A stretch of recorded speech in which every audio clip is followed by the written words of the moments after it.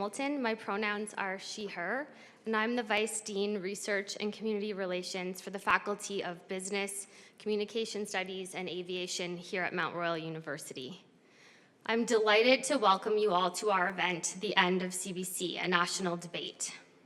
I want to extend a very warm welcome to our two debaters, Max Fawcett and Rupa Subramanya. I'd also like to thank the many community members who have come to join us tonight. Welcome to Mount Royal University. Before we begin our debate, I'd like to welcome Adeline Gladu to begin our evening with a land acknowledgement.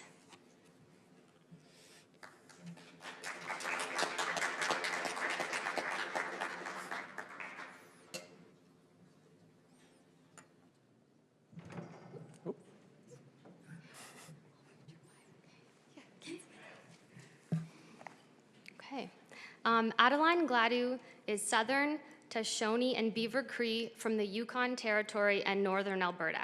She is a graduate of the Broadcasting Diploma program here at Mount Royal. Adeline's heading into her 4th year in MRU's Journalism and Digital Media program. She has experience in radio and news reporting for over 5 years, including at MRU's own Calgary Journal. Her passion for news sparked a deep interest in stories and experiences that can drive positive change.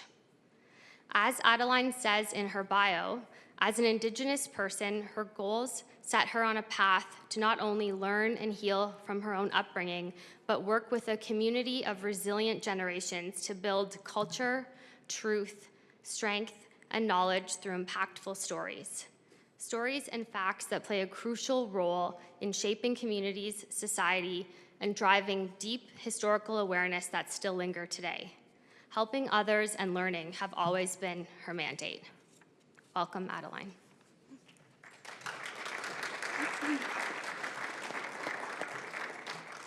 Shanitan, thank you so much.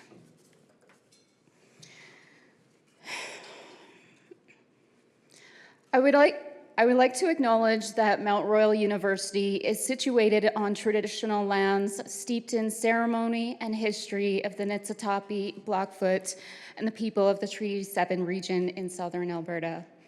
With gratitude and reciprocity, Mount Royal acknowledges the relationship to this land and all beings and the songs, stories, and teachings of the Siksika Nation, the Piikani Nation, the Kainai Nation, and the Iyethka Stoney Nakoda Nation, consisting of the Chiniki, Bearspaw, and Good Stoney Nations, the people of Tsuut'ina Nation, and the Métis Nation of Alberta. As such, Mount Royal is committed to advancing the success of Indigenous learners and respectfully supporting Indigenous cultural identities and integrity, leading to a good life in all its aspects. Mount Royal will change settler colonialism, systemic racism, and discrimination by addressing the legacy of broken promises and rebuilding relationships between Indigenous and non-Indigenous peoples. This includes those who now live where the Elbow and Bow Rivers meet, a place referred to by the Siksika, Piikani, and the Kainai Nations as Mohkinstsis, by the Iyethka Stoney Nakoda Nations as Winchispa, and Tsuut'ina Nation as Gugitsi. Mount Royal will meet these goals by committing the Truth and Reconciliation Commission's calls to action and adopting and applying the principles of the United Nations Declarations on the Rights of Indigenous Peoples. My apologies for any mispronunciation. Thank you so much.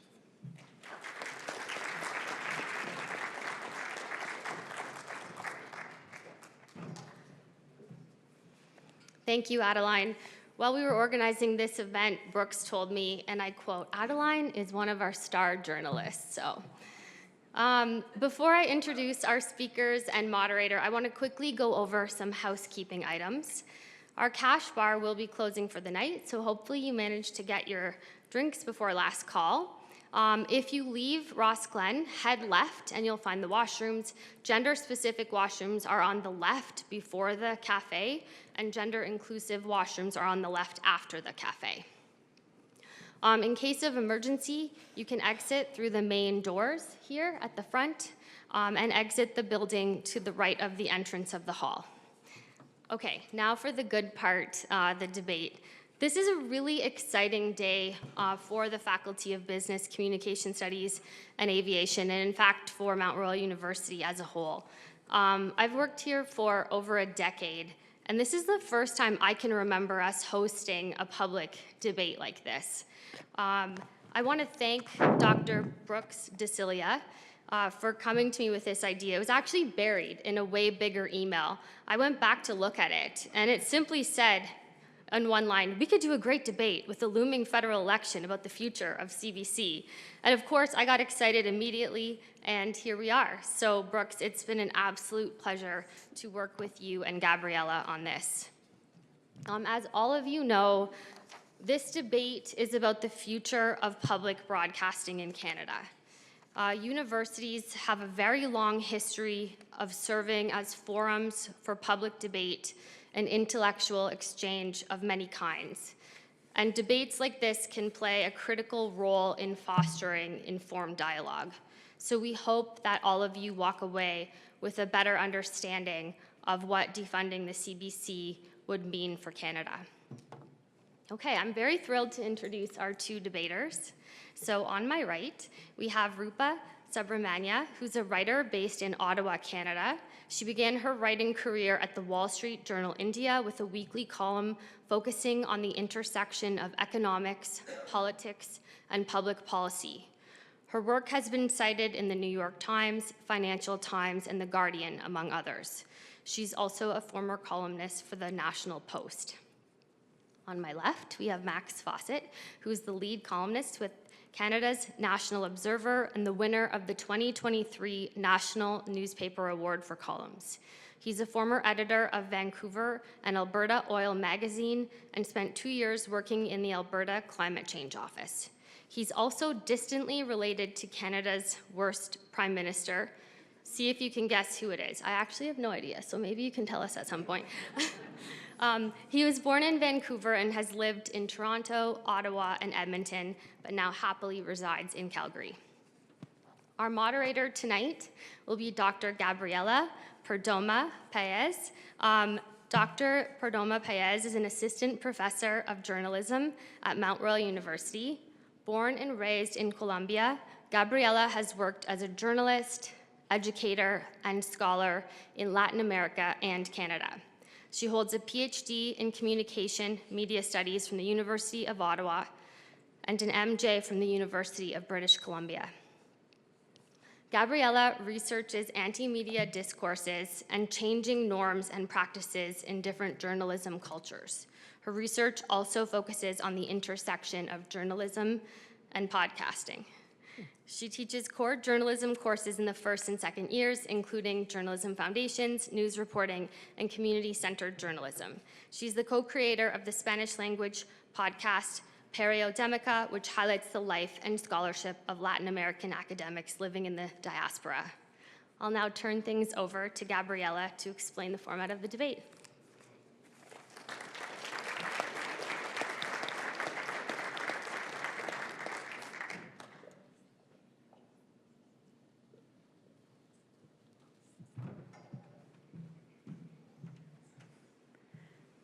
Hi.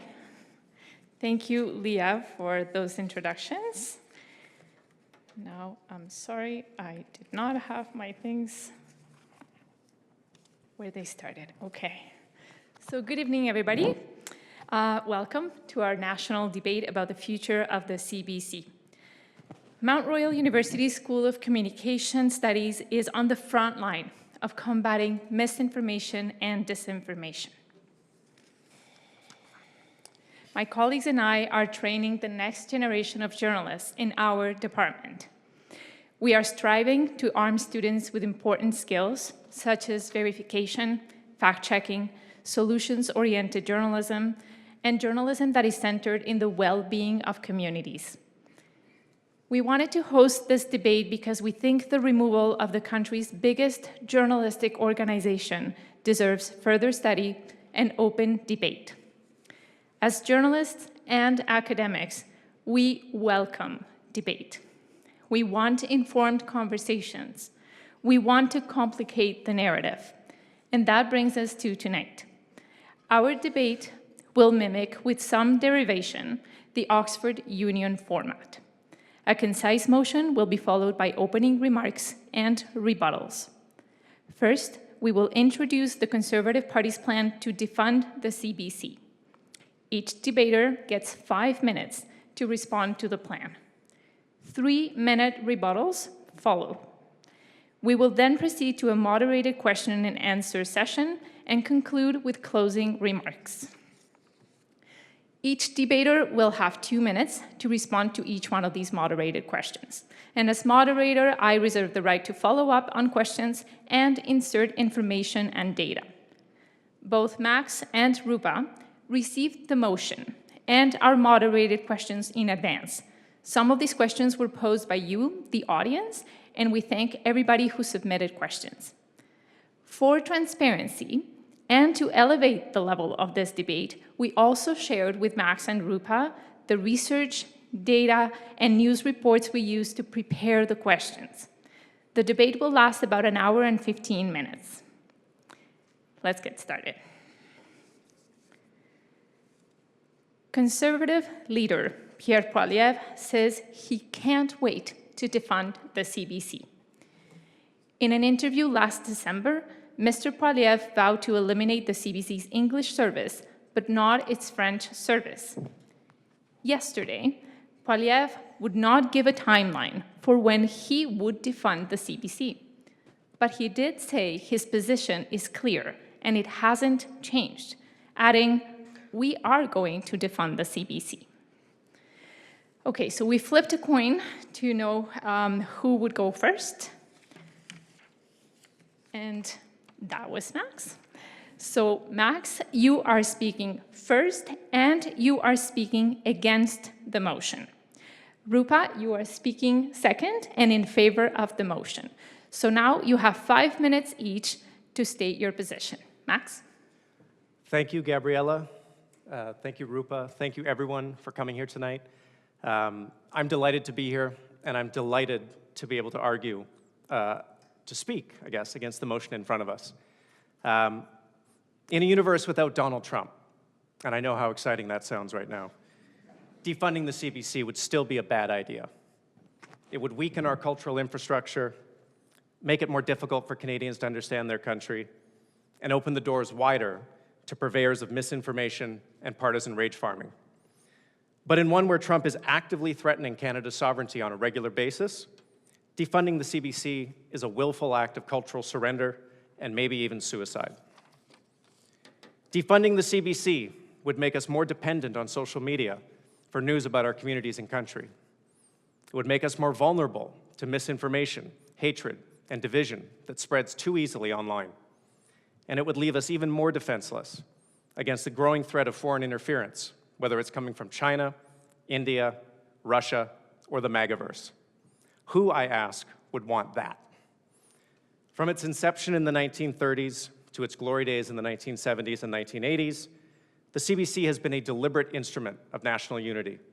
It has connected Canadians from coast to coast to coast in our vast country and served as the connective tissue in a place that might otherwise have fallen more fully into the cultural orbit of the United States.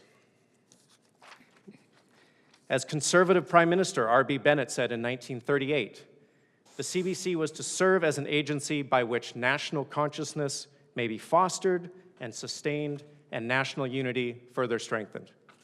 It has served that role. But with the rise of the internet and the subsequent decline of traditional journalism, we all increasingly live in our own bubbles. We are strangers to each other, even as we share the same country, the same city, even the same street. And as the quality of the information we consume gets more degraded by partisanship and social media, we desperately need some common ground where we can gather together and discuss the things that matter to us as a country. The CBC can and should be that place. That doesn't mean reflexively and mindlessly presenting both sides of every debate. It means building a space where you can have the smartest debate possible, one informed by evidence, by facts, and by context. That's hard work, and it's work that the private sector doesn't tend to reward, but it's work that the CBC is still best equipped to do. That's because advertising revenue, which used to sustain the media business in Canada, is now almost entirely controlled by American tech companies. This is why media startups, whether it's The Line and The Hub in Canada or the Free Press in the United States, rely so heavily on subscribers.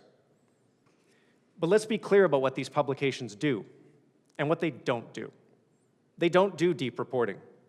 They don't send people to cover local council meetings, watch committee hearings, or any number of other boring but essential aspects of news gathering. They do opinion, lots and lots of opinion. And let me tell you, as someone who makes his living in that space, I'm glad it's doing so well. But I understand that many of those opinions are built on the sort of reporting that will disappear if we leave journalism entirely to the market. And I understand that opinion-heavy journalism runs the risk of reinforcing the silos that we're already trapped inside and creating the kind of audience capture that's inherently hostile to the truth. The CBC, by virtue of its public funding, doesn't have to play by these rules. And so it should be dedicated to doing the things that the private sector can't or won't. It should invest more heavily in its coverage of non-major urban centers, where news deserts keep getting bigger by the day. I think it's worth mentioning that the new bureaus in Lethbridge, Medicine Hat, and Red Deer, CBC Alberta, is leading the way here already. The CBC should reorient more of its funding away from television and towards radio and online coverage, where the bulk of our conversations take place now. That means more podcasts, believe it or not. That means more online explainers and digital-first attempts to help Canadians understand complex issues. And if you'll indulge a hobby horse of mine, that means more economics coverage like we get from a Calgary-based show called The Cost of Living and its wonderful host, Paul Havershrud. It might even mean enhancing the reach and scope of Radio Canada International, which tells Canada's story to the rest of the world. And yes, all of this means giving the CBC more funding than it's had to date. Compared to other public broadcasters in Europe, the UK, the Commonwealth, basically anywhere that isn't the United States, the CBC has been forced to subsist on a starvation diet for years now. That has to end if we want the CBC to truly thrive. Thank you, Max. I'm going to cut you off because your time is up. Thank you very much for those opening remarks. Rupa, you were going to have... Oh, there you go. So Rupa, now you have 5 minutes, and then after that, each one of them is going to have 3 minutes for a rebuttal. Thank you, Gabriella, and thank you, Max, and thank you all for being here. It's a real pleasure to be here. I'm pleased to speak in favor of the motion, but before I begin, I want to state two very important caveats. First, while this motion is framed around the Conservative Party's promise to defund the CBC, my argument is not political or partisan. I'm not here to defend the Conservative Party or any party for that matter. I'm here to defend principles and ideas, because that's what matters to me. Second, as you'll hear, my case is a principled one. Taxpayers' money, whether it's $1 or $1.2 billion, should not be used to fund a public broadcaster, period. And this applies equally to both the English and French services. Excluding Radio Canada while defunding CBC English, as Pierre Poilievre suggests, is a political calculation, not a principled one. I'm a classical liberal. I believe the state should exist to uphold the rule of law, protect individual liberties, and provide essential public goods that the free market cannot, such as defense, justice, critical infrastructure like roads and bridges and water. Why? Because these are natural monopolies. The fixed cost is so extremely high and competition is just not feasible. Public broadcasting does not fit this definition. The free market already supplies news, entertainment, and commentary across countless platforms: television, radio, podcasts, streaming services, and of course, the internet. Canadians are not suffering from a shortage of media options. Yet, last year, the CBC received $1.2 billion in taxpayer funding. Its president and CEO took home $133,000 in bonus. Other executives of the CBC pocketed large bonuses even as the CBC was shedding staff and reporting declining ad revenues. So what we have is a taxpayer-funded broadcaster laying off its own employees while losing audience share, losing advertising revenue, draining advertising dollars away from private media, all while funneling bonuses to its executives. And for what exactly? CBC does not offer a unique public good. It distorts the media market by unfairly competing with private outlets. While pushing content, many Canadians increasingly feel marginalizes their views. They're forced to pay for a broadcaster that often seems openly hostile to their perspectives. As an example, just last week, I watched a segment where instead of questioning why Mark Carney is rising in the polls despite minimal public appearances and little scrutiny, the reporter at the CBC turned the question into an attack on Pierre Poilievre for supposedly dodging the question when he was asked why Carney was doing well despite few public appearances. This is not an isolated case. Take the At Issue panel with Rosemary Barton. It features mostly voices that are antagonistic to the Conservatives. Let me be clear. I'm not calling for the CBC and Radio-Canada to be killed off. I think they should be spun off as independent entities.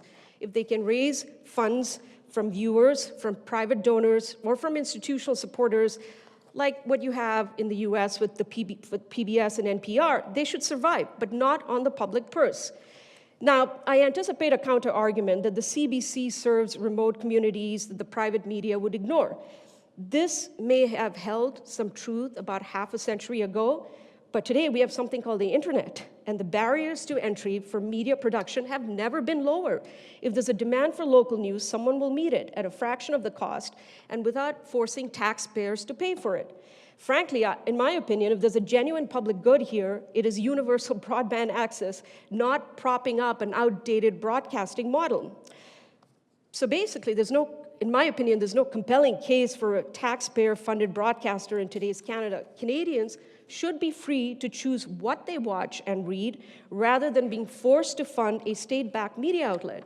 And as history shows, public broadcasters are always at risk of becoming instruments of the state, not defenders of freedom, which is what I care about, but threats to it. The CBC is $1 billion taxpayer subsidy for a broadcaster many Canadians aren't watching. They're pushing narratives they don't trust in a media market that no longer needs it. It's time to pull the plug. I urge you to support the motion.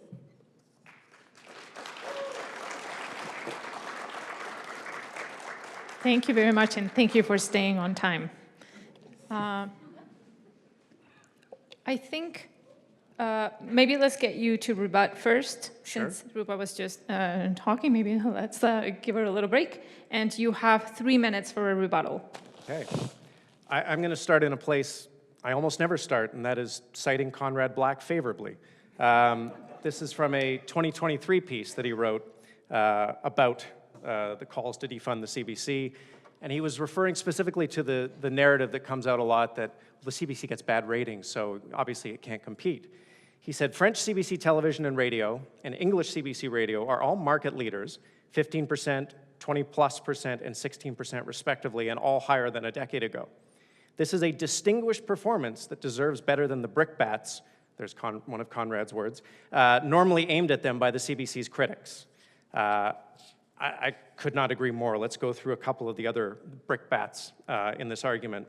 The idea that the market will simply fill the gap, right?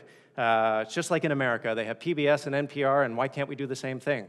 Well, I'll tell you why. We have 1/10 of the population of the United States. Those sorts of fundraising efforts, those sorts of foundation-based efforts, they rely on scale. They rely on economies of scale, and we do not have those in Canada. That is one of the reasons why the CBC exists in the first place, to fill this vast country, this underpopulated country, with the content it needs to know itself. If we leave this to the market and wealthy foundations, we will simply be creating a void that won't get filled.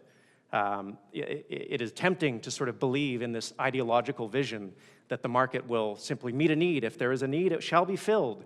There's a really interesting story recently in the Wall Street Journal about an entrepreneur who bought up 93 community newspapers in the United States. Very entrepreneurial, making a business of it. Turns out you can't really make a business of local news these days because of social media, because of YouTube, because of these new companies. He simply couldn't generate the number of subscribers and the amount of revenue he needed to keep it going. And the dilemma was, do I just keep the top 10% of the papers that are actually profitable and cut the rest, or do I uphold my commitment to local news? And I think the answer is ultimately he's probably going to have to cut most of those papers. So no, the market is not going to save us here. The market is going to abandon us. Finally, just quickly, as to the notion that the CBC is this horrifically biased institution, sounds an awful lot like what Donald Trump and Marjorie Taylor Greene were recently saying about the public broadcasters in their country. Marjorie Taylor Greene said in a regional congressional hearing, NPR and PBS have increasingly become radical left-wing echo chambers for a narrow audience of mostly wealthy white urban liberals and progressives. Look, if there's a bias at the CBC, it's not because of the efforts of its journalists to put their woke fingers on the scale. It's because the CBC adheres to the truth. And sometimes people don't like it when the truth is told about certain issues, whether it's vaccines, climate change, you name it. And they see that as bias. It's just the truth. It's just the facts. Thank you. Thank you, Max. So a couple of quick points. So I want to first pick up on something Max said about R.V. Bennett. He's not exactly the greatest advocate for Canadian nationalism. I don't know if anybody knows their history here, but he actually decamped to England and became a count during the depths of the Great Depression. So I don't think he's a great example and advocate for the CBC here. And plus, he was speaking about this in the 1930s. We're in 2025. We're in a very, very different place in time. And the question about the market, now, I want you to think about a thought experiment. Suppose all grocery stores in Canada were subsidized or government-owned, and say a new party comes to power and they say, well, we're going to defund the grocery store. Would the assumption be that we'd all run out of food and starve to death? No, I don't think so. That would be an absurd inference, but what would obviously happen is that the state-funded grocery stores would have to compete in the private market. And as long as people want to buy groceries, and I think people do want to eat, the private market will provide it to them. And in many ways, the private market has already stepped in to fill some of these gaps. Again, let's go back to the fact that we live in a completely different era where we have streaming services. Everybody is basically a journalist. A high school student could start a paper, a Substack post, and go about writing about issues that they care about.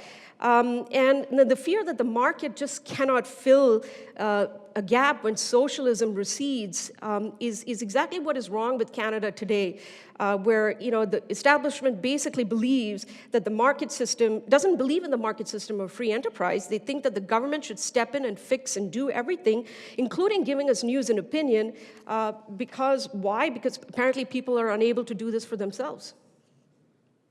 Can I just rebut that quickly? I really want us to move to the question and answers, Max. I'm going to say no to this one because these themes are all going to come back and you'll see. So thank you both for getting us started on such a good and with such good and thorough answers. So the first question is 2 parts, and each one of the debaters is going to have 2 minutes to answer. Max, I'm going to start with you. Why do Conservatives want to axe the CBC?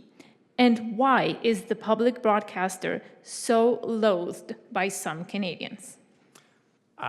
They want to cut the CBC because they don't like the role that the CBC plays in our informational ecosystem. I think they would be delighted if the free market filled the void with more True Norths and Juno News and Rebel Medias and these right-wing media companies that don't really do much reporting of actual news, but they have lots of opinions about things. I think they would be delighted by that. They do not tend to do well in an informational ecosystem that is well supported by good journalism, and you can tell this by looking at the support for getting rid of public broadcasters in other countries. In the UK, Reform UK wants to get rid of the public broadcaster there. In Germany, the AfD, the far-right party, wants to get rid of the public broadcaster there. In France, Marine Le Pen's party, National Rally, wants to get rid of the public broadcaster there. Why do they all want to get rid of the public broadcasters in their countries? Is it because they all share this principled ideological view about the value of markets and freedom? Or is it because public broadcasters have this inconvenient habit of telling the truth about things and keeping the public informed? Thank you, Max. Rupa. This is an old issue for the Conservatives. Stephen Harper didn't call for defunding the CBC, but he certainly cut their budget but kept its core funding in place. Andrew Scheer called for its defunding, so did Erin O'Toole. Pierre Poilievre is basically following in their footsteps. They see it as an outdated, bloated institution that no longer serves the public good. And again, I go back to this. We live in an era of unlimited media choices, from independent journalists to streaming platforms. There's just no justification for forcing taxpayers to subsidize a public broadcaster. Again, I repeat, where they're shedding staff, but they're handing out executive bonuses to their executives. They're losing advertising revenue. Now, as for the slant and the bias, I would have no problem with it if it was privately funded. Why should my taxpayer dollars fund a news organization that very clearly has an ideological and political slant? And many, critics will say, well, it's, you're silencing voices. It's not about silencing voices, it's about ending compulsory funding. If the CBC is as valuable as its defenders claim, it will stand on its own merit. It should face the test of competition. Why are we so afraid? Thank you, Rupa. I'm going to go back to Max with a follow-up, because I don't think you touched on something. You mentioned before that it's just the politicians who want to ask the CBC. You didn't really quite get to the question of why do many Canadians, and we do have research to show that a lot of people in Canada do not like the CBC. I would strongly contest that data. There are polls that were done. There was a poll done last year that asked about support for the CBC, and it was 79% of the public, or the people sampled, supported the CBC continuing, provided it made certain improvements to its coverage of things. The polls actually show pretty consistently that the CBC is the most trusted source of media in this country, and it is an institution that Canadians value. So I guess, reject the premise there that there's data showing that. May I just quickly Yeah, I want to go to you. Yeah. So the premise is that if most Canadians support the CBC, according to some polls, that's not a good reason. If anything, that's the worst form of populism, because you're pursuing a bad policy because most people support it.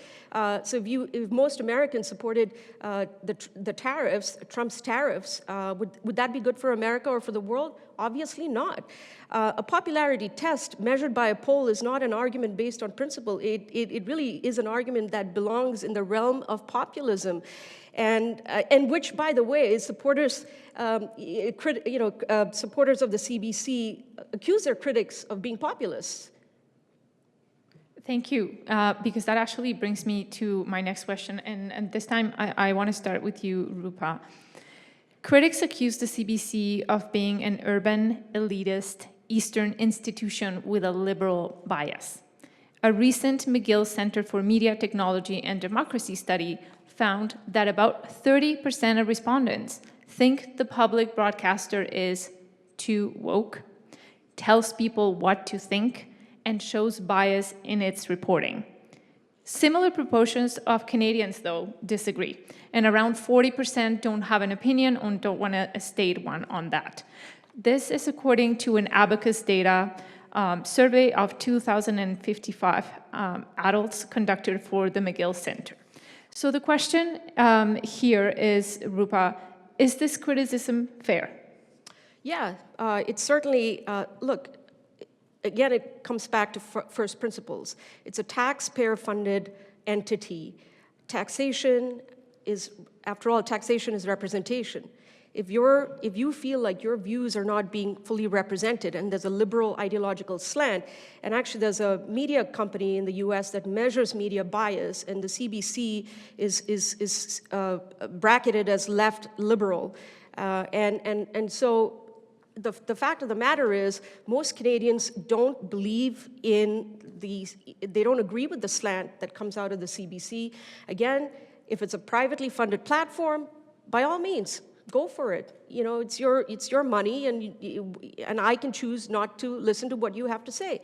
But as a taxpayer-funded entity, again, it goes back to what I've been saying, that why should my taxpayers' dollars fund an organization that doesn't necessarily represent my views or the views of many, many Canadians across the country?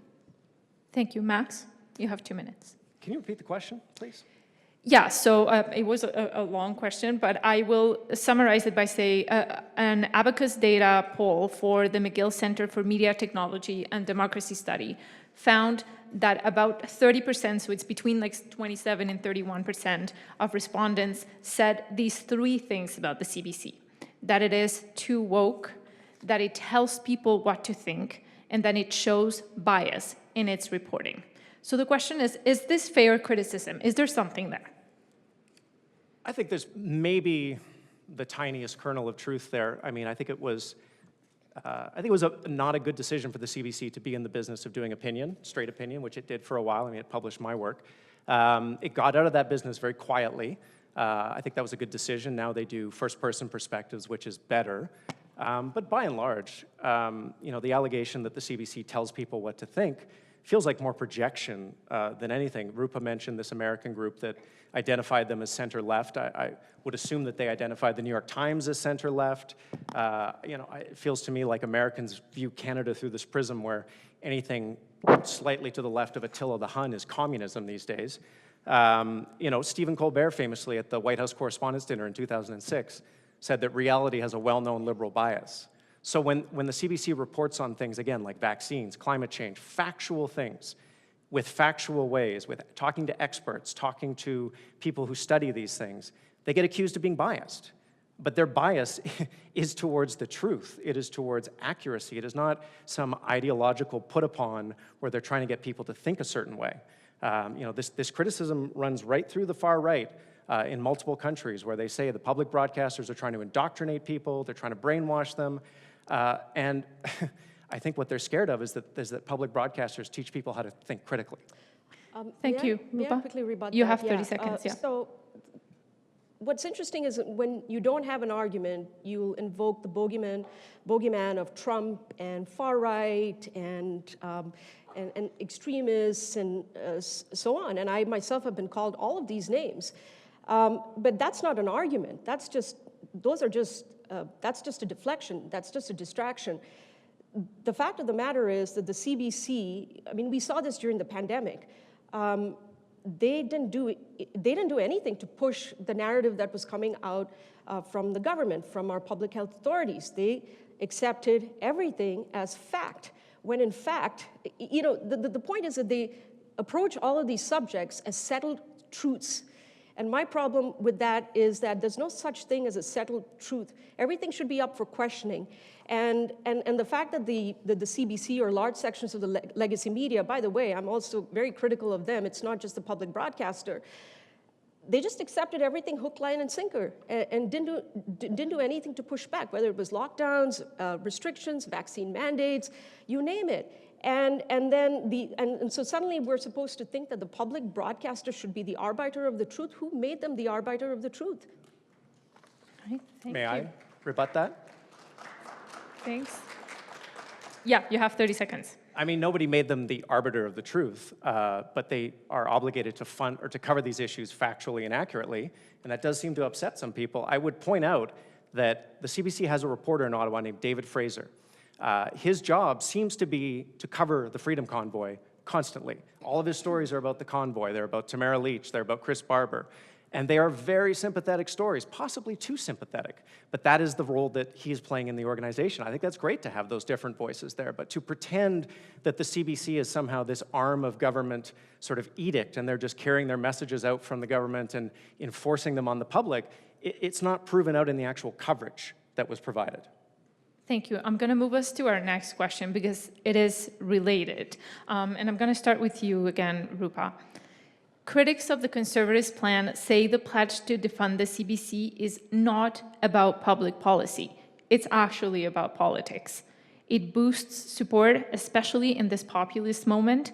It's an easy fundraiser. It plays to tropes about the so-called East Coast elitism. What do you say to that? Is this about politics or is this about policy? So in the real world, you really can't separate politics from policy. So of course this is political, and as it should be, because politics is how citizens hold institutions to account. Canadians are already taxed to death, and many are tired of subsidizing the CBC.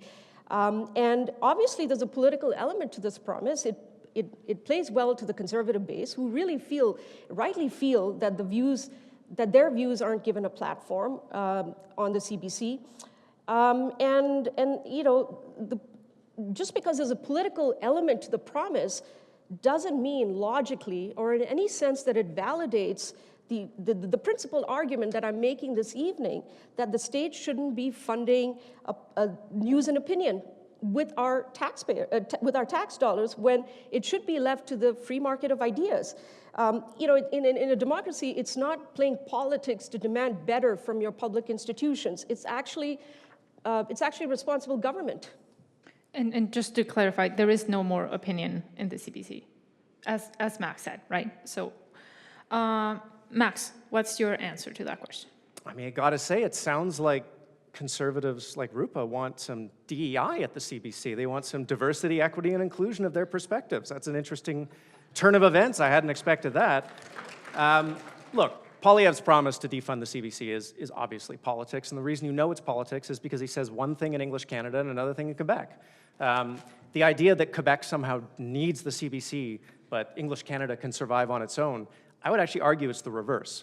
The French wing of the CBC can stand on its own because it has a contained market. The United States is not down there competing on every level. The French arm of the CBC could actually do a better job, I think, of standing on its own, but he knows he can't say that because he knows it'll lose him votes in Quebec. So of course it's political. It is pandering to his audience. It's like they go to these rallies and he cries he's going to defund the CBC, and they all, rise up in applause. It's him playing the greatest hits, and the way you know it's political is he's not saying it anymore at his rallies because he knows it connects. I hate to bring this guy up again. He knows it connects him to Donald Trump. He knows it reminds people that he is a little Trumpy, and so his rallies have not talked about defunding the CBC because he understands the politics of it have suddenly changed. If it was about policy, he would still be talking about it all the time. A follow-up for Rupa. What happens when you have conservative members of parliament, such as Damien Kurek, for example, calling the CBC a broken and failing propaganda machine? I mean, is that constructive? Is that going to lead us anywhere in terms of a policy plan for the CBC? So once again, I'm not here representing the Conservative Party, so I cannot speak for this MP, but I do feel like the CBC has a slant. I gave a couple of examples in my opening remarks. I don't think they're the arbiter of the truth. They do shape narratives in this country. There's no question about that. They have a liberal left slant. Whether it's a propaganda machine, I leave it to people to figure that out. Let them judge it for what it is. But I do think that, again, I hate to repeat this over and over again, I'm going back to first principles. I don't think my taxpayer dollars should be funding news and opinion. Now we can debate opinion. You say there's no opinion, but a lot of content on the CBC that I watch, like the Ad Issue Panel or Sunday Scrum, there's a lot of opinion there, and it's not completely devoid of opinion. I want to bring us to the next question. It sounds simple, but it might not be. Max, I'm going to start with you. Who stands to benefit from killing the CBC?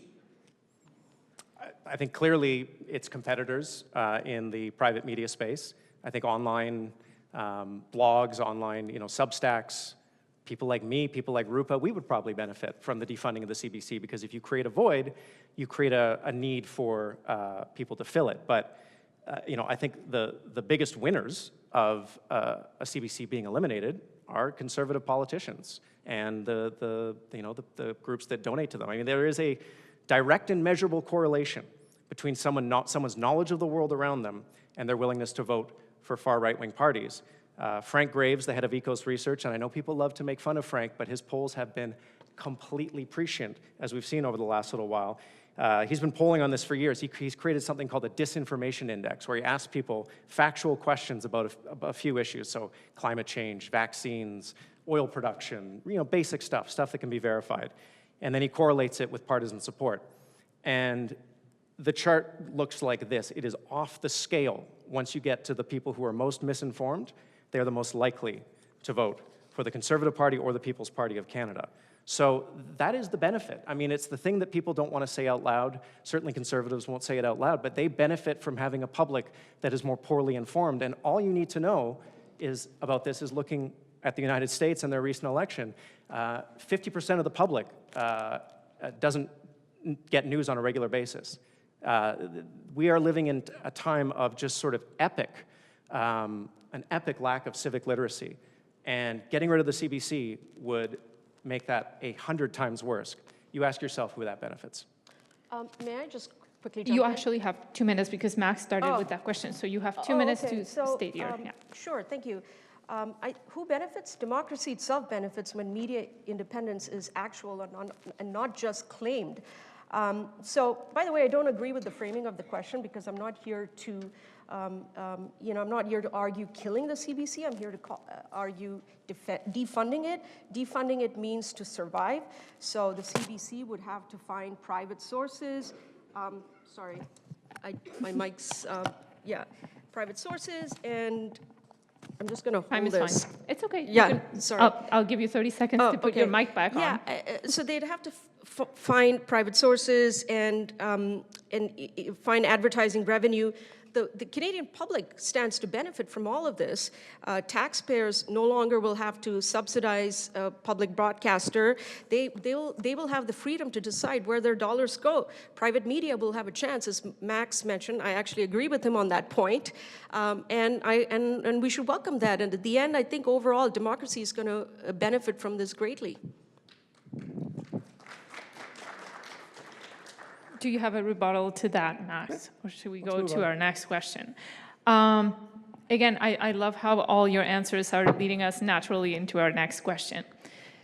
So we have research like this 2022 study of 33 countries in different geographical regions by scholars Timothy Neff and Victor Picard.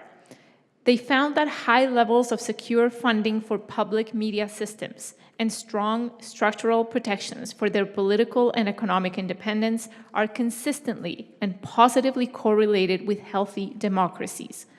So what do you make of this evidence that countries with better funded public media have healthier democracies? Rupa, I'll get you started. So I don't know about this particular study, but the few that I've seen are usually commissioned by media companies themselves. So it's a bit like the tobacco company commissioning a study saying smoking is healthy for you. I'll interject right there just because these are media scholars at a university, so not paid by media. But that's still, my point remains, right? These are people who are close to their former journalists, perhaps. But more importantly, fine, I'll accept your point, but more importantly, correlation is being mistaken for causation. The countries that are often cited in these studies are Northern European countries or countries like Germany. These countries have very high per capita levels of income per capita. They're highly socialized, and including the fact that they have very well-funded broadcasters. So this could be a spurious relationship. See, it's not the funding that makes democracy healthy. It's the independence and diversity of the media environment overall. You can pump billions into public broadcasting, but if it becomes a mouthpiece of the government, it does nothing for democracy. The health of a democracy doesn't depend on government-funded media. It depends on media independence, competition, and public trust. Let's look at what's happening in Europe and look at what happened in Romania, for example. The Constitutional Court banned the winner of the first round of their presidential elections from standing in the runoff election because of some vague allegations of Russian disinformation. Look at what happened in France with Marine Le Pen. She could have been the next president of France. The common thread with all of these stories is that many of these places have well-funded public broadcasters, and all are witnessing failing support for their political systems. Thank you for staying on time. Max, you have 2 minutes. So Rupa tried to hand-wave away the study you mentioned, compared it to tobacco lobbyists, which was interesting. And she suggested that there was spurious correlation. These countries are wealthy, these countries are Northern European, that's probably what's doing it. Well, the United States is in that data set. I read the study, and its democratic health is not doing well at all. And it doesn't fund its public media at all, barely. So that the United States being in that data set disproves the idea that it's a spurious correlation. It's nothing to do with wealth or political formation. There is a correlation between the strength of a public broadcaster and the strength of someone's democracy. And if we know there's evidence showing this correlation, the real question I have is, why would anyone oppose increasing that funding? I'm going to quote Josh Benton. He's the former director of the Nieman Lab, which is an American think tank that studies media and journalism. I'm going to answer my own question here.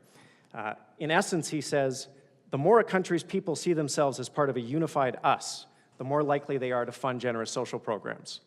The more they see their country through a Tucker Carlson lens, as a nightmarish mix of blood-sucking immigrants, ethnic others, and people who don't look or act or sound like you, the less likely they are to want to chip in. We see the role that a public broadcaster can have in strengthening people's sense of common interest, in strengthening their sense of being bonded to other people in their society. And again, public broadcasters tell the story of us. Private media companies tend to talk far more about you. The difference and the impact of that shouldn't be overlooked. Thank you. I want to have a quick follow-up for you, Rupa, because there's precedent of a government in the UK that actually actively wanted to defund the BBC. We're talking about the Peacock inquiry in the UK when then Prime Minister Margaret Thatcher wanted to roll back the frontiers of the state, including the money spent on the BBC. She was unhappy with the coverage of the Falkland Islands War and events in Northern Ireland, so she tasked a committee dominated by prominent free marketeers in 1986 to examine scrapping the license fee that pays for the UK's public broadcaster. To her surprise, the Peacock inquiry actually heralded the BBC's quality and status of British life, and Thatcher eventually conceded that the BBC adds value to British public discourse. So is there in your mind, and in your argument, space to make for the value that the CBC might add to public life in Canada? Well, look, I mean, when I say defund the CBC, again, to clarify, I'm not saying we should get rid of the CBC completely and kill it off. There are aspects of the CBC that are obviously worth saving.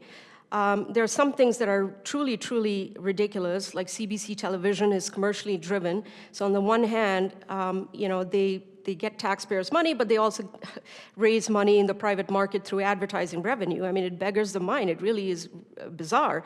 So the CBC TV should certainly be privatized. I don't think taxpayers should be funding CBC TV that makes money in the private market through advertising revenue. There's something to be said for, CBC Radio 1, or CBC Radio 1, I think, essentially curates playlists at this point. We don't need that. We can depend on Spotify for it. So there's a way of going about it. I think there is some value. I'm not saying completely kill it off, but there are aspects of the CBC that are worth saving, but you do not need $1.2 billion to have this state publicly funded broadcaster, which is trying to be everything to everybody and failing in the process. Thank you.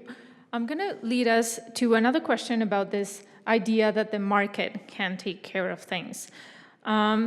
The question is, can English media really survive on a commercial model alone when the commercial model itself is actually in free fall and in full collapse? We're talking about, newsrooms like the Calgary Herald that once employed dozens of journalists and today is down to more than a mere handful, to a mere handful. So this is the case for basically every news outlet across the country. So if we are applying this logic that the market is going to fill the gap, but we are seeing the market fail again and again, then what is left? So I disagree with that with that claim that the market is completely failing. I think if you're not surviving in the marketplace, perhaps you don't have a good enough model. That maybe you're not selling a good enough product that people want to buy and pay for. I work for an American news outlet, the Free Press. We don't get a dime of public money. We're a media startup. We're a small startup, and we're doing very well, actually, because we provide a product to our readers that they really like. And so we get subscribers. We're on Substack. And so if that can work, and the Free Press is just one of many, many examples that I can cite. And why is it that we can't do that here? These things should be commercially viable if we just have the right ideas. But for some reason, we think that that media can only be viable in this country if the government steps in and pumps a bunch of money into a media outlet. And I disagree with that premise, because I myself am an example of someone who works for a private news outlet in the US, and we don't get a dime of government money. Thank you. Max, you have 2 minutes. Allow me to explain. The reason why the free press works is because America has a population of 330 million, maybe more now. Canada has a population of under 50 million. And the entire business model is built around scale. It is built around subscribers. It is built around getting those numbers up and up and up. It's why you see all the big Substack superstars tend to be living in the United States or Great Britain. You know, it's the Matt Iglesiases on the left, you know, the Free Press on the right. It's because you can make that business model work with a giant population. Canada does not have that population, and we are actually competing with outlets like the Free Press and Matt Iglesias and all the American superstars, because people only have so much bandwidth, so much attention, so much money, and they throw their $10 over there at one Substack, they don't have it for another. So let's just be honest about the challenges in the English-Canadian media market. It is the most difficult media market on earth in the developed world. Other countries in Europe, you know, if you're in Germany or you're in France, you're in Holland, you have a linguistic barrier, you have a boundary, you have an obvious audience, you have a clear subject to speak to. In English Canada, we have to scale across this vast country with a relatively small population, competing with the biggest entertainment and news powerhouse in the world, who, by the way, is now run by somebody who is sucking up all the oxygen in the universe. So there's very obvious business reasons why it can't and won't scale in Canada. Maybe more opinion outlets can be built. Maybe if the CBC failed, you could have some small arts and culture things. But as I said in my intro, to do the hard work of journalism, to go to council meetings, to go track down investigative stories, to chase businesses and get accountability, you can't make that work in the private market right now. It just doesn't scale. Yeah, I just want to quickly rebut that. Sure. So that argument about the size of the market and may have made sense back in the 1930s. I feel like, you know, for some reason, a lot of us are still living in that era, but I'm not. I'm in 2025. And the cost of producing media content now is absolutely zero, basically zero. Just to give you an example, like, Justin Bieber was discovered on YouTube, not because the CBC platformed him. It was because his mom was, you know, putting his videos on YouTube, and some producer in America discovered him, and he became a superstar. So this idea that, you know, that the market, we're a small country next to a gigantic market, just doesn't make any sense. I mean, I write, again, for an American news outlet. Our readers, my pieces specifically cater to the Canadian reader, and we're doing really well. Can I rebut that? Thank you. I'll give you 15 seconds. Yeah. To the best of my knowledge, Justin Bieber is not, in fact, a journalist. He does something very different. So, yes, there are online tools, but to do local reporting, to cover stories, you have to pay journalists. It costs money. It is not free. The means of making journalism is free. The actual act of doing it, especially when it's reporting, very much not free, and if it is free, it's not very good. Thank you. So this is a question sent by someone in the audience. We have imbued many of our questions with ideas from the audience, but this one came straight out of one audience member. So as many of you know, Meta, Facebook's parent company, has banned all news from its platforms in Canada. This means we don't see any news on Facebook, Instagram, or Threads. McGill University's Media Ecosystem Observatory recently found that because of the Meta news ban in this country, less news is being consumed by Canadians. The observatory's research found an estimated reduction of 11 million views per day across Instagram and Facebook due to the ban. Max, I'm going to get you started with this. In this environment, can we afford to scrap the largest news service in the country? I think in hindsight, if you gave, you know, people in the federal government truth serum, they would acknowledge that was a mistake. They went into that one, I think, a little naive about the way Facebook would react. You know, they had a valid case. You know, certainly Facebook makes a lot of money off of news coverage. I think there was a better way to negotiate that relationship and try to extract the value that Facebook, let's be clear, Facebook, Google, these companies have been just sucking all the advertising money out of the news business and are doing it in part because they also own the advertising sales side of it. There's a whole other story there around that, but they have really kind of monopolized that business. But that was not a good decision by this government. I think they let themselves become a litmus test for Facebook, and Facebook used Canada as an example to other countries to say, if you try to do this in your country, we will do the same thing that we did to the Canadians. And I think perhaps, I think regardless of how the election goes, we may see a change in that policy. Thank you, Max. Yeah, so the Online News Act is what you're referencing, and it's a really bad piece of legislation, and I've argued against it, and I'm just appalled that it is now law, because it ends up benefiting the legacy media establishment, which is not competitive in the digital marketplace. That's why the government passed this legislation. It hurts independent content creators. Regardless of where they are on the political spectrum. I've actually interviewed someone on the left in Montreal. He runs a left-wing magazine. I don't always agree with what he has to say, but he's really hurting. When I spoke to him 2 years ago when this legislation came into, or a year and a half ago when this legislation came into effect, he was looking at shutting down his independent news outlet, independent outlet. So it hurts everybody across the political and ideological spectrum, and it's a bad piece of legislation.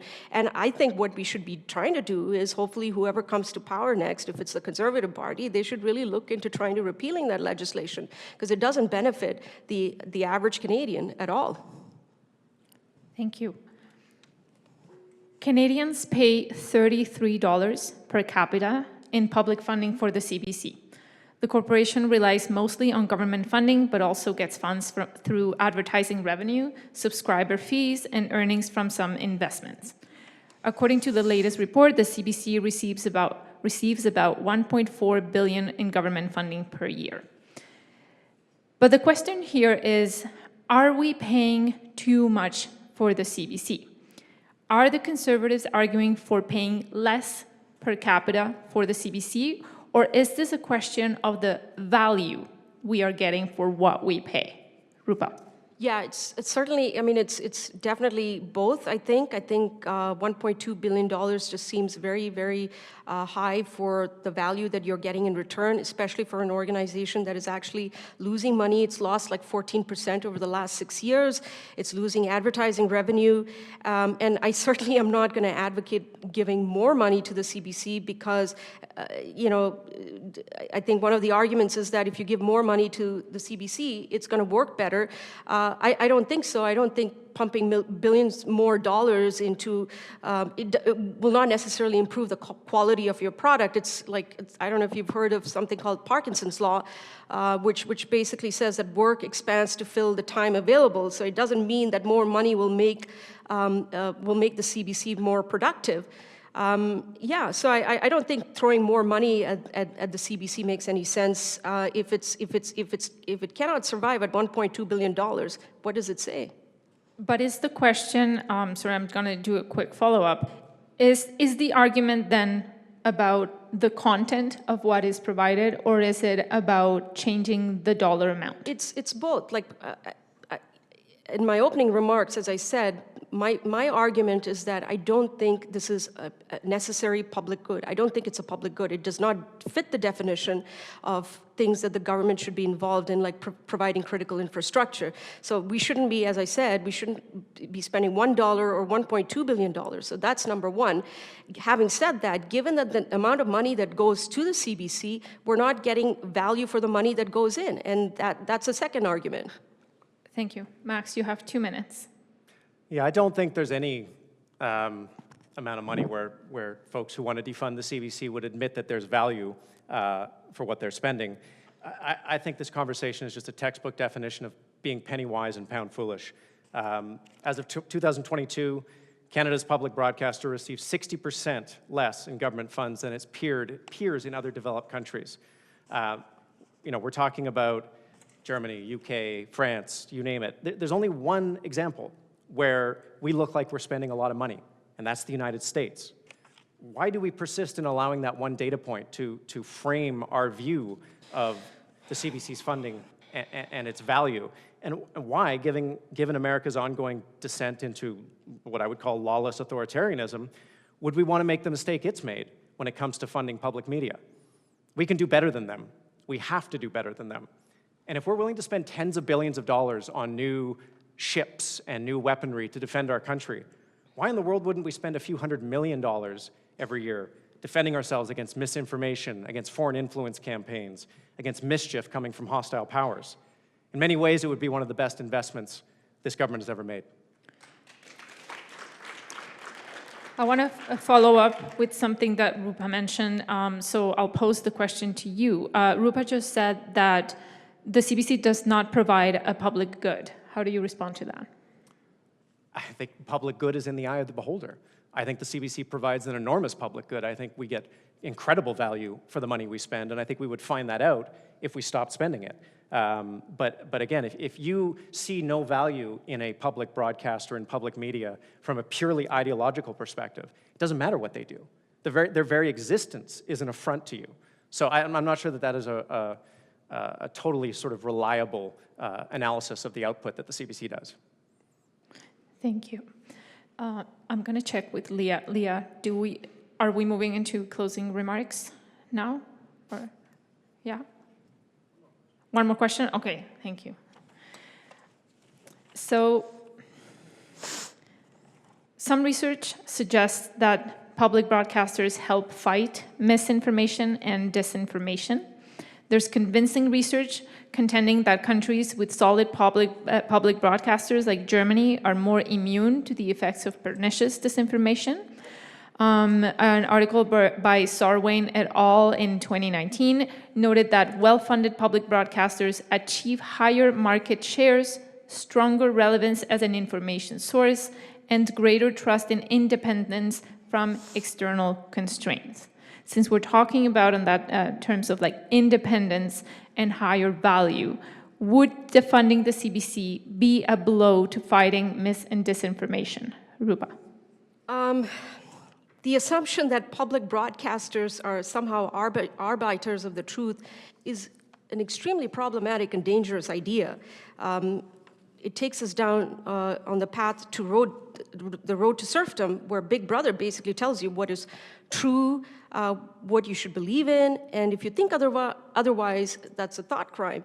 And we saw this during the pandemic, where the CBC and large sections of the media just became a megaphone for official narratives that were coming out of the government. They were often amplifying faulty information and narratives rather than combating them. What actually combats misinformation? I even hate to use those words because it's often used to tar your ideological opponents. And what actually combats, if you want to, have a debate about narratives that you disagree with, is media diversity. It's critical thinking. It's not a monopoly state broadcaster. Thank you, Rupa. Max. Yes, I think unequivocally it would do tremendous damage to the crucial effort to fight misinformation and disinformation. And again, look, the fact that the CBC talked about the pandemic and vaccines or climate change in ways that make some people uncomfortable is not them spreading misinformation, it is them telling the truth. I want to bring back Josh Benson, who I cited earlier. This is in the study that you brought up earlier, just talking about the interaction between public broadcasters and democratic health. And he said, of note, they didn't find significant correlations between public broadcasters' audience share and democratic health. In other words, the benefit of a robust public broadcaster comes from the simple fact that it exists, a centering anchor in the media marketplace, not only that it attracts a big audience. So in other words, the CBC's value to Canada can't be measured just by audience shares, performance metrics.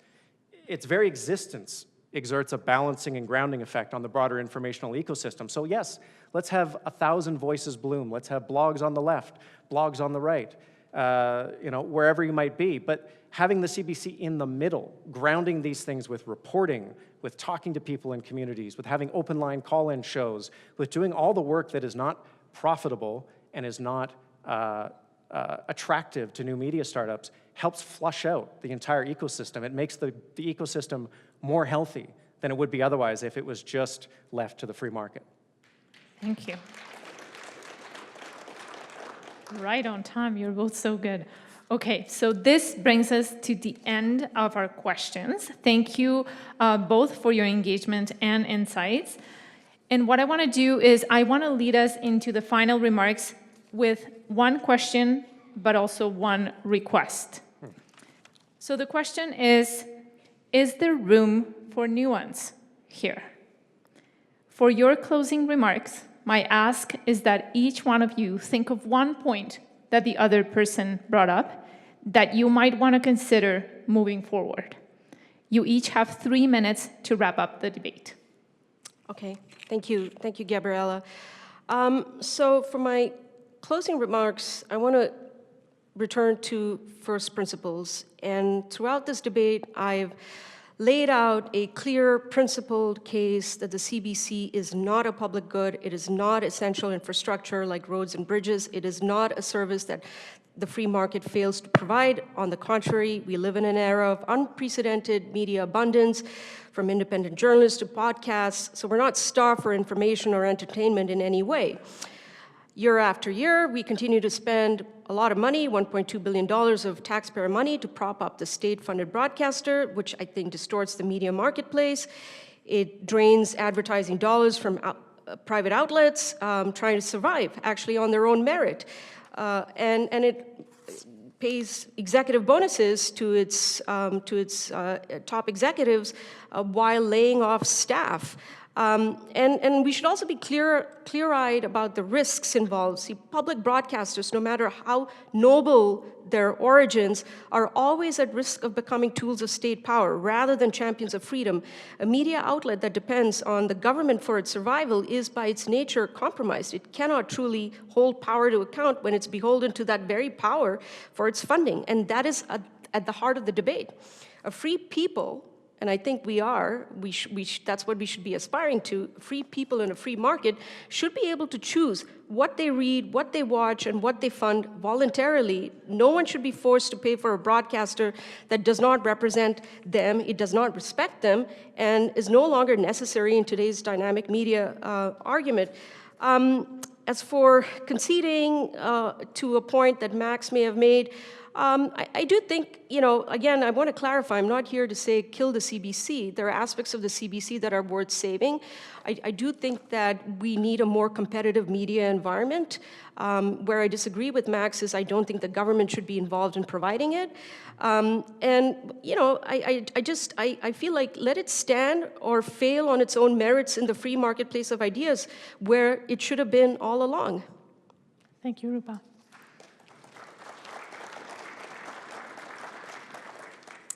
So Max, the same request for you. My argument here tonight is not that the CBC is perfect or that it's beyond reproach. And so to Rupa's point about the bonuses, those bonuses were offensive. They were outrageous. They never should have been paid. I agree. It can do better. It will do better, I think, given its brush with near death if it survives this election and its aftermath. For as long as it has existed, the CBC has been integral to our shared understanding of the country we share. It has told our stories, carried our voices, and reflected our values. And somehow, despite all the technological progress that we've seen over the last 89 years, that role is more important than ever. In our extremely online world, it's easy to surround yourself with voices that confirm your beliefs, your biases, and your bigotries. It's just as easy to forget that you're still part of something bigger, something that you have to share with people who may not look like you, or sound like you, or think like you, but with whom you share a common cause called Canada. The CBC has always reminded us of that. But if we lose that sense of common purpose and project, then we start to lose the reason for Canada's continued existence. No, the country wouldn't disappear tomorrow, but it would mark the beginning of an irreversible process, a slow-moving national unity crisis that would be nearly impossible to reverse. Confined to our self-imposed bubbles, we wouldn't notice the damage until it was too late to do anything about it. The CBC, and only the CBC, can serve as a bulwark against that. There is no private sector alternative that will put things like the national interest or political depolarization ahead of its own profits. If the CBC's job is left to the private sector, a lot of people will just end up getting left behind or forced to wade through the fever swamps of social media for the information they need. When I think about that, and when I think about the CBC's future, I think about my son. He's 3.5 years old, and he's going to have to grow up in a world where digital technology and social media will be capable of creating echo chambers far more powerful than the ones we face today. That's already frightening enough to keep me up at night. But the prospect of him growing up in a country without the CBC is downright terrifying. If we lose the CBC, we're going to lose the ability to understand and talk to each other. If we lose the CBC, we're going to lose one of the last safe spaces we have to come together and try to understand this vast, disparate land that we share. If we lose the CBC, we're going to lose a key institution that connects us with our past and helps us understand our future. And if we lose the CBC, we risk losing the ability to separate and sort objective fact from self-interested fiction. If we lose that, well, then my son loses his country, and that's not something I can abide. Thank you.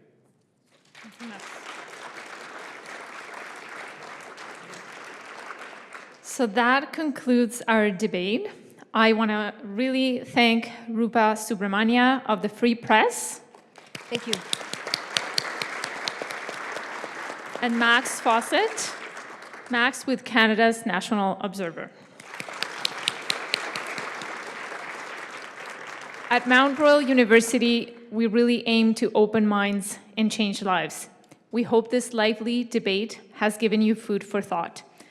Ultimately, it's up to each of us in Canada to decide the fate of the Canadian Broadcasting Corporation. Voting day is April 28th. Advance polls are already open. Good luck with your choice. I will invite Dr. Leah Hamilton to the stage to offer a few closing remarks. Thank you for attending.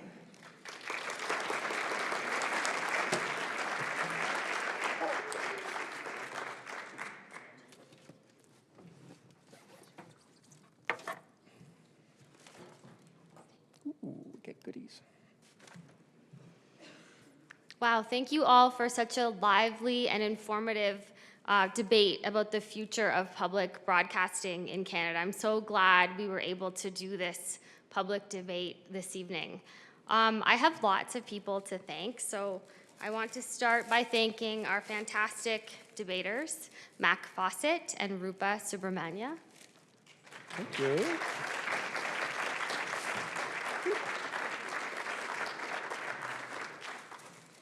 I want to thank our brilliant moderator, Dr. Gabriela Perdomo-Paez.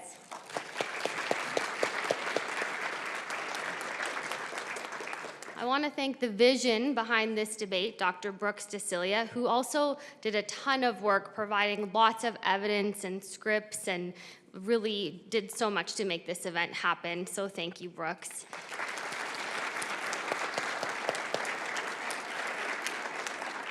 I want to thank our wonderful student, Adeline Gladu, for the land acknowledgement. Our incredible administrative support, Lisa Wiggs and Vicky Shao. Thank you for everything you did to make this happen. Brad Clark for keeping to, poor Brad, he signed up to attend this event, and I looked at the list and I was like, will you please keep time for us? So thank you, Brad. This is what happens. Thank you. Our photographer, Adrian Shellard, and our two videographers who live streamed the debate, Killian Delapina, who is one of our broadcast and media graduates, and James Windler. Thank you so much. To our wonderful catering staff and bartenders, thank you. And I want to thank all of you for coming and taking time out of your really busy lives on a cold spring night to come and join us tonight, and for listening so deeply to this debate. We really hope to see you at MRU again soon. Thanks.